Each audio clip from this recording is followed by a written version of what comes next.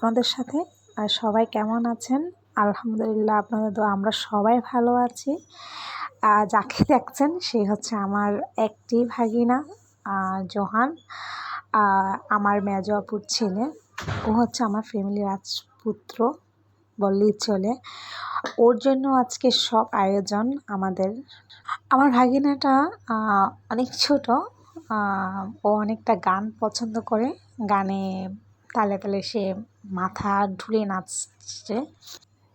Johann তেমনটা আমাদের কাছে আসে না, কারণ হচ্ছে মেজো আপু ম্যাক্সিমাম টাইমেও শ্বশুরবাড়িতে থাকে। আর যেহেতু মেজো আপু শ্বশুরবাড়িতে একমাত্র ছেলে বউ, আন্টি তারাও আমার মেজো আপুকে অনেক ভালোবাসে। তাই মেজো আপু মানে আসলে ওরা অনেক মন খারাপ করে।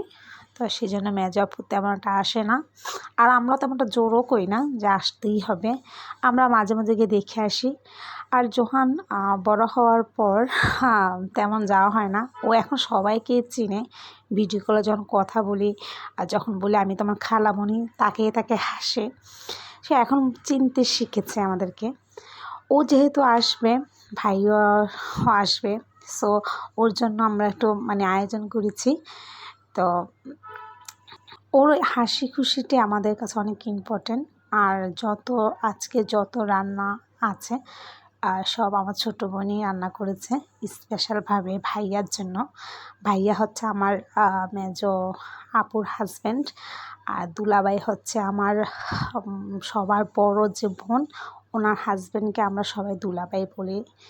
সো আমার ভাইয়া হচ্ছে মেজো আপুর হাজব্যান্ড, আর শারমিন আমার ছোটো বোন, ওর ভাইয়া হচ্ছে আমার হাজব্যান্ড। তো সব রান্না করেছি স্পেশালভাবে ভাইয়ার জন্য। ভাইয়াও মহা খুশি।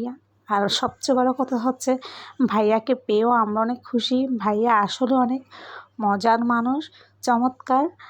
আর মানে এতটা ভালো লাগে ভাইয়াকে আমার, যেটা বলার মতো না। তো জোর করে আমি ভাইয়াকে বললাম যে ভাইয়া আমি আপনার হাতে আজকে খাবো।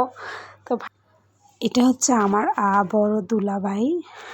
তো আমি ভাইয়ের হাতে খেলাম, তো অনেক ভালো লেগেছে আমার। আমি ছবিটা আমার হাজব্যান্ডকে আমি দেখিয়েছি যে ভাইয়ার হাতে খেলাম।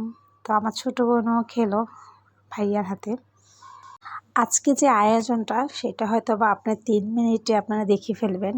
বিলিভ করেন যে আজকের আয়োজনটা আমাদের 1 মাস আগে থেকে প্ল্যান, কীভাবে কী করব। আর আমার ছোটো বোন অনেক পরিশ্রম করেছে আজকের দিনের জন্য।